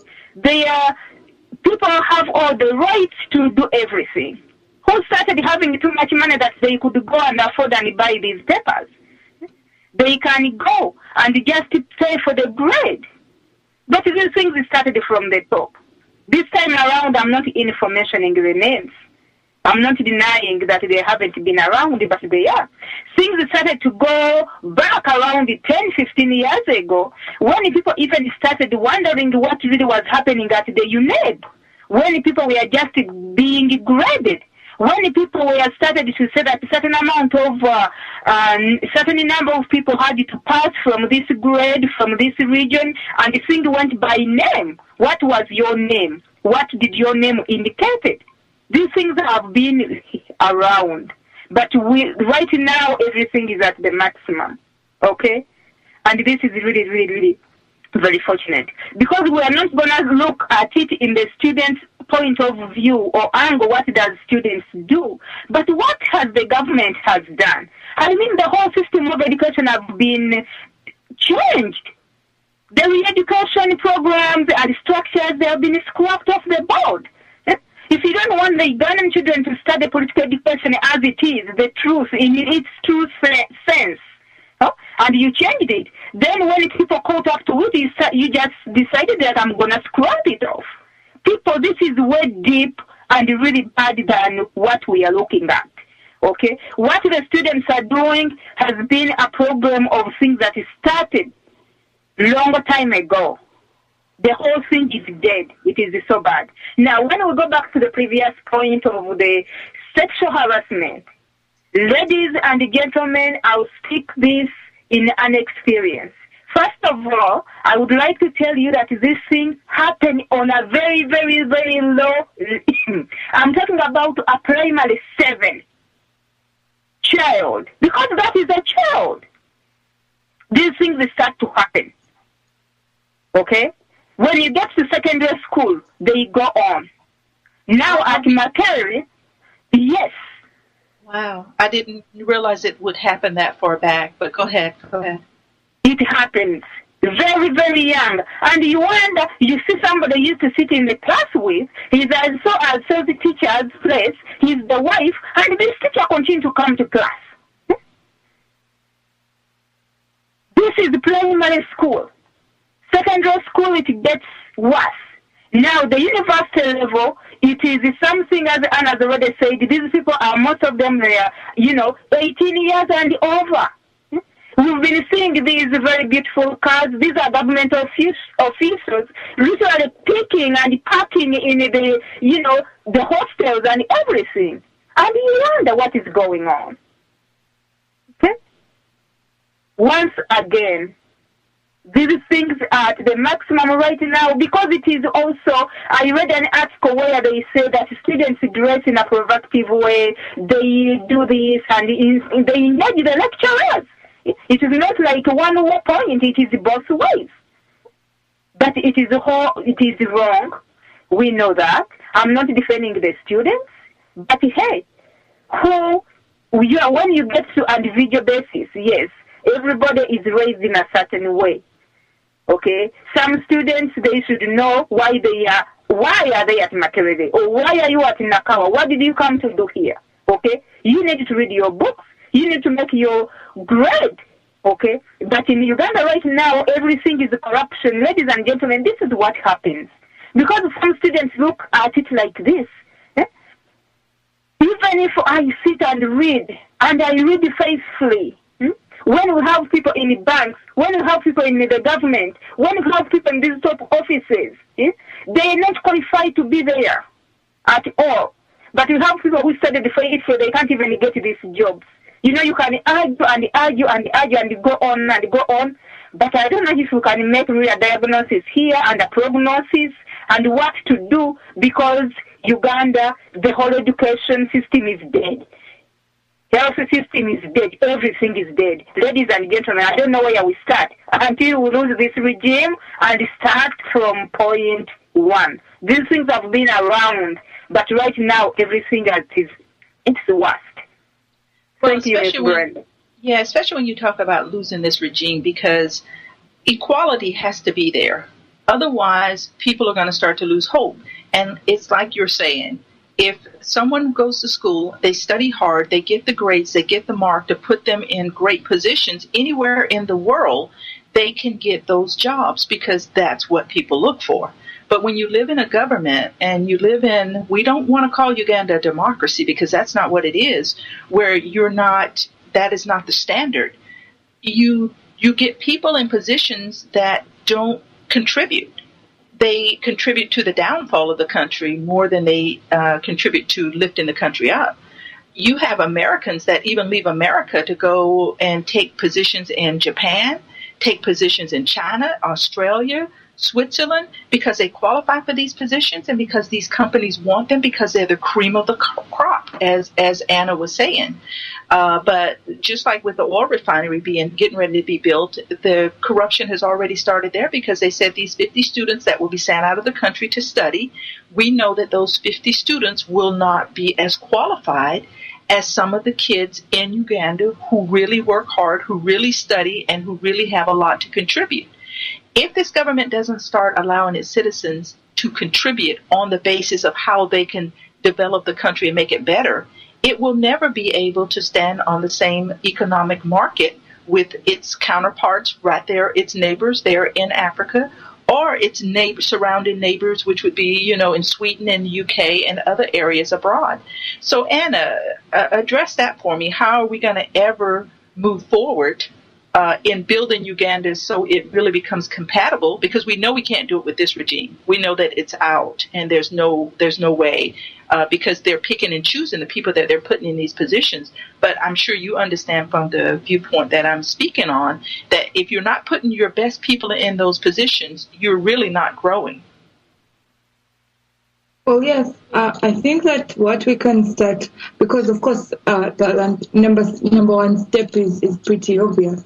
We have to throw this government out because they'll just lead us where we are from and what we're trying to survive. But also, while we do that, we need to start preparing each other for the post-Museveni era, because he is already the past. That's what I like to think. And to start preparing ourselves for the post-Museveni era, we must align the problems that he has left the country. I say that the idea that the inequality of the country, we have to address that, one, by making opportunities equally available to all. That means in as much as the government schemes to help people, the criteria has to be clearly set out, and we must see that it is followed when all this is being reached. But that alone will not help. We have to start from the bottom of it and make education, quality education, equally available to everyone. Because when they're accessing education at a very primary level, they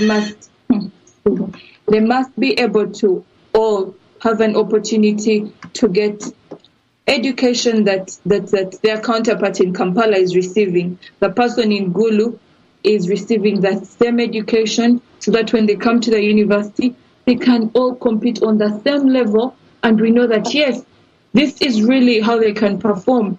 So basing on the scale of brilliance, we've given all of them an opportunity to grow in the same environment, have the same good quality education. So who can qualify?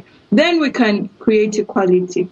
We can also... I know, because one of the things I like that we talked about earlier on one of the programs, I said, what are you telling students when they come to go to the universities there? Because you know that there's no jobs and you know that they're going to run into problems.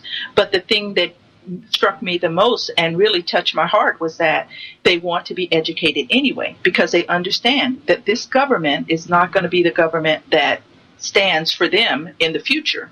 And like you're saying, we need to look at this government as being something in the past.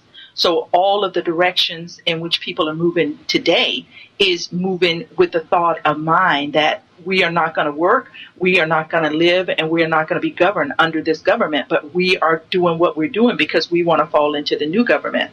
Explain to me a little bit. I know that you're in Nigeria today, right now, speaking to some of the students and doing some of the things there. Tell us what's going on there with you right now and being there in Nigeria. Well, I came to Nigeria to meet up with a group of students from another very prominent university in Africa, Maiduguri University, and we are interacting regarding as students, university students, what opportunities do our different countries avail to us, and how can we effectively compete with each other? Because Maiduguri University wants to have the Zen Africa Challenge revamped and brought back, so we can have a debate as universities across the continent, but also debates that are tending away from just being about history or biology or chemistry, but debates about how students in universities in Africa can be a part of the world after being a student. That is the real world, how they can be leaders, how they can provide leadership, how they can create change.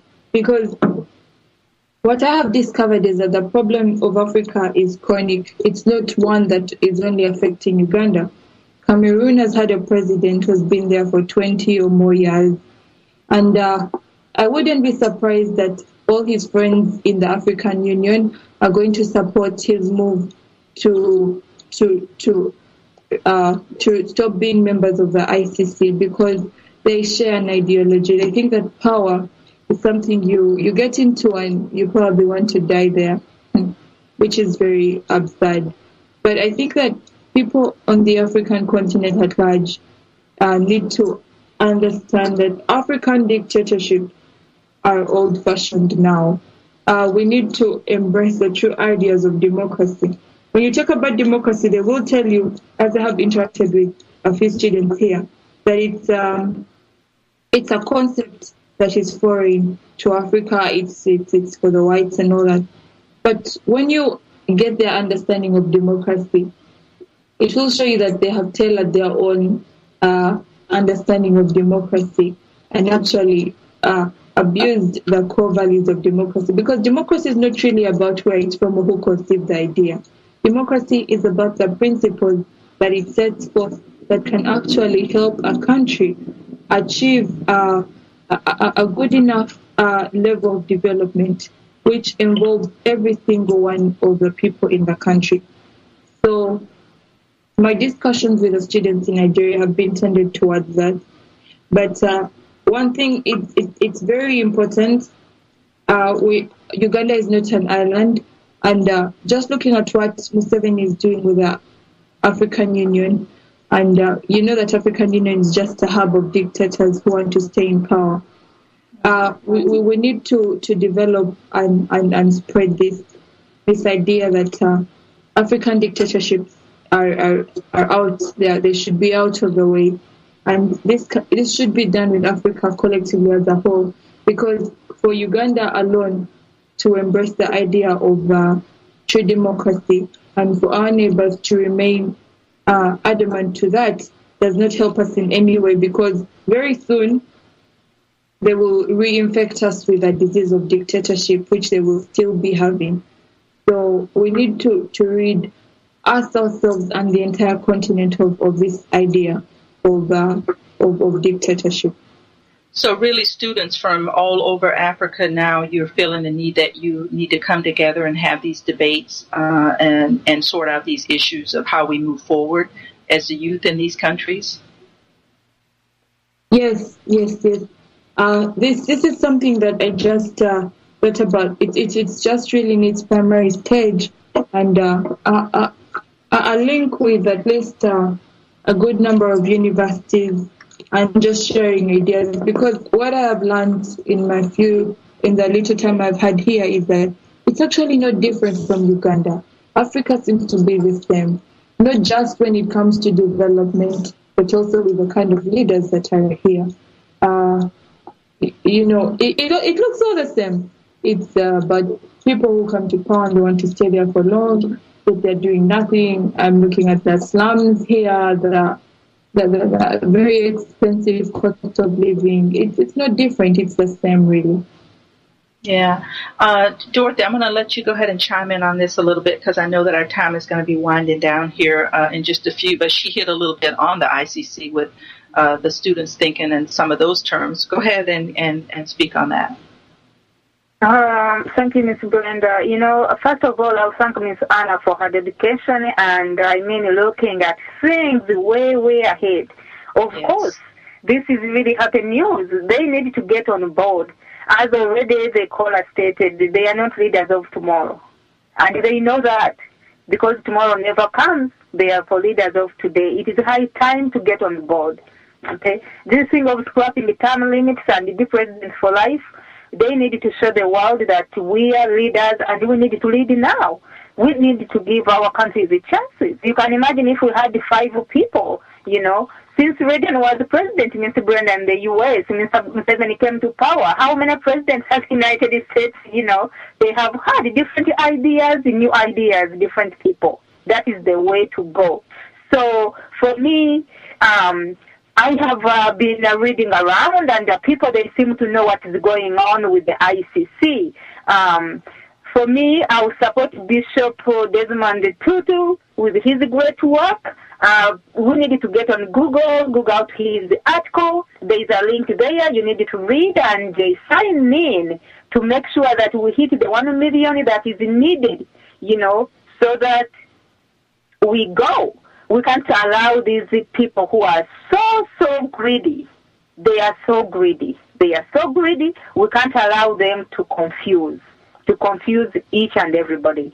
But people, they seem to know because they are questioning, why not Botswana? Why not Tanzania? Okay? Why is it Uganda? Why is it Kagame? For how long has this been in power? What have they done? Why are they leading the withdrawal from the ICC? But I'm also very, very happy to know that the ICC is our hope. So, Anna, really we need to grab on that because it is the kind of true court we have. And this infection that Museveni is spreading, that they are selective punishments, that, the president of the ICC, these are African.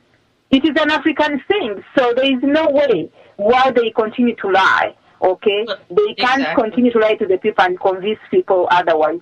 But I also like the process of withdrawal. The Ugandans need to know that Mr. Mbiru has been teaching on this and he's been really making good points. It will take 12 months for them to withdraw, and they cannot say they're going to run because they committed these crimes when they are members, so the ICC is out to get them. They are doomed if they do, they are doomed if they don't. Miss Anna, keep it up.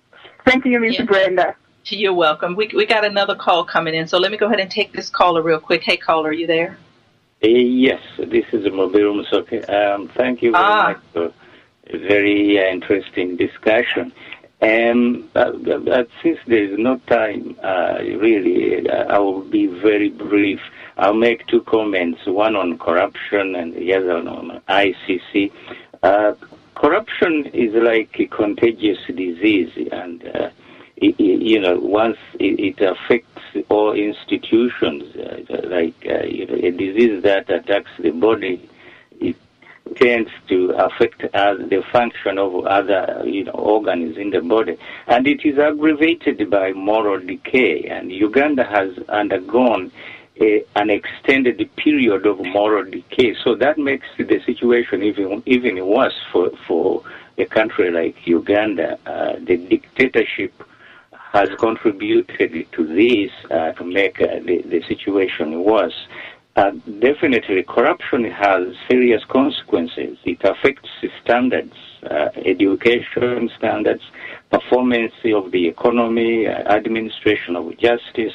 All these are affected by the existence of corruption. There is only one solution I know, and that's democratization. Democracy ensures a high standard of accountability. That's the only way you deal effectively with corruption. It ensures transparency, and it does repair moral decay when people participate in their lives, make decisions affecting themselves and their neighbors. They do get involved. They do affect the repairing of the moral decay. On the issue of lecturers and the students, when I was teaching at Makerere, our colleague, Dr. Biamugisha, as soon as his student graduated, they got married. And then that leaves you wondering, well, did she benefit indirectly? But this is different from what you are talking about of harassment. This was a genuine relationship between Dr. Biamugisha and his student. So they got married. But the implication here is that could she not have benefited from that relationship, because they got married immediately after she graduated. So that means that there was a relationship going on while she was a student. So I'm pointing out this because the implication is that she might have benefited somehow indirectly or directly from that relationship.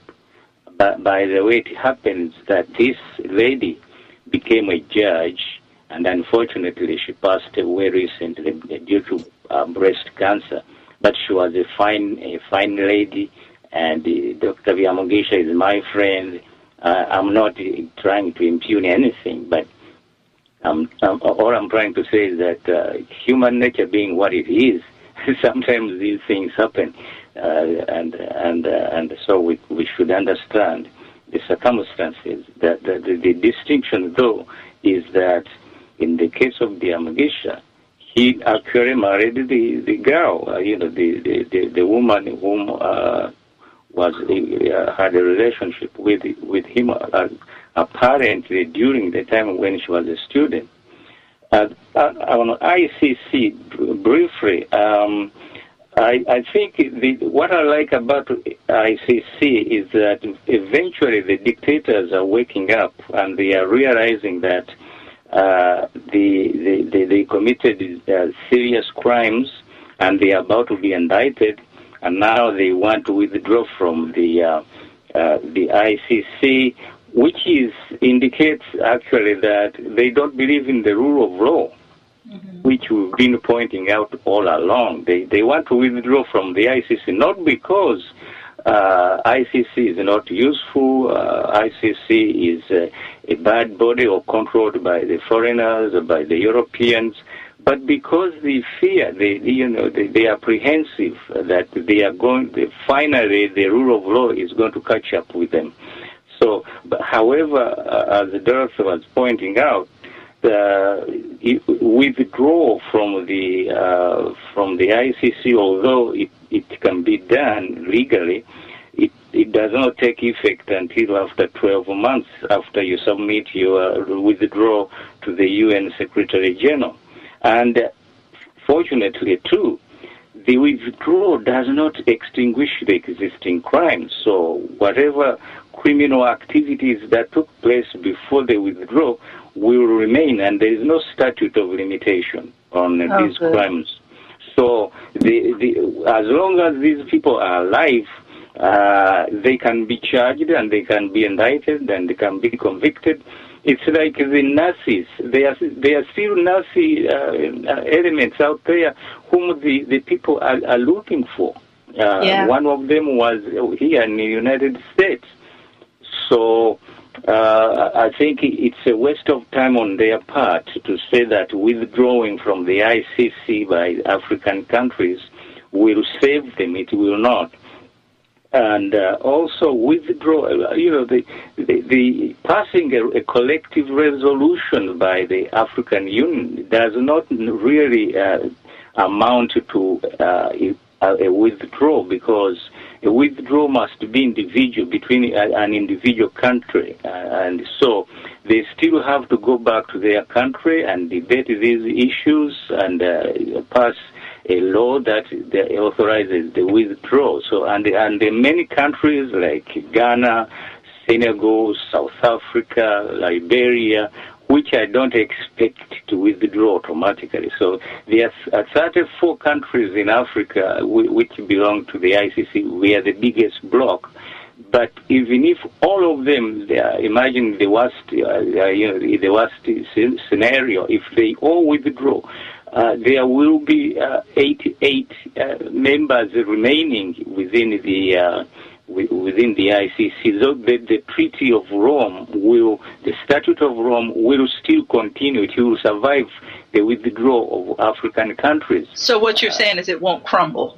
It will not crumble, because the threshold for the treaty being in force will still be there, because there will be at least 88 countries as members. So that means that the Statute of Rome will survive the withdrawal, even if it is a massive withdrawal by all the 34 African countries. I know, and going on into that, you called in on my show once when we were talking about Steve Biko and the 8 members of the force there that were responsible for his death. When Nelson Mandela was president, they went before him to ask for amnesty for the atrocities they caused Steve Biko and his death, and it was turned down. They said, no, absolutely not. And we have to start holding these people accountable. Otherwise, everybody can do what they want and ask for forgiveness later. Exactly. So I'll stop there since we don't have much time. Yeah, we have ran out of time. That's okay. We appreciate your call anyway, so thanks for calling in. I usually have a moment to go to my guests, Anna, Deck, and Dorothy, just to say goodbye here. We have gone a little bit over. If you guys just want to take a half a minute here just to say goodbye, I'll go ahead and wrap it up real quick. Dorothy, go ahead. Miss Anna, thank you very much. Thank you. And Miss Brenda, thank you very much for the fabulous job you are doing. You have a blessed day, and we'll keep fighting. We can't let it down. We will keep fighting. Thanks so much, Dorothy. Go ahead, Anna. Let me give you just a few minutes here. Well, the ICC and the withdrawal of government will not stop us from seeking for justice. And we shall take even the individuals that have been perpetrators of injustice, such as Kali Kahura and all the other people in the police and the army who have caused a lot of deaths because of their cruel nature. And in doing that, we shall still be able to curb the dictator, because he does his actions through people. So we shall handicap the dictator. And I trust that we shall do it successfully. So the fight is not yet lost. And we have a long way to go. But that depends on how committed we are. So for me here in Lagos, but in Uganda, we will pledge our commitment. And I will continue doing what I can in my circles to make sure that many more people can realize the need for change in our country. But thank you very much to the listeners. Thank you to Dorothy and all the callers. And thank you to Brenda and BK for letting me be a part of this very, very great platform. Okay, you're very welcome. And I want to just say thank you so much to all of you that have been a part of the show today, and for all the ways that all of your input. The fight is still on. one of the things Anna said that I want to leave you with this week to think about, all of you in the diaspora and those of you who are in Uganda that are listening to the program today. We need to think and live and go about our lives as if this dictatorship is already over. It will not change our course, and we will continue forward. You have been listening to Miss Brenda. This has been Freedom at Hand here on Voice of Uganda Radio.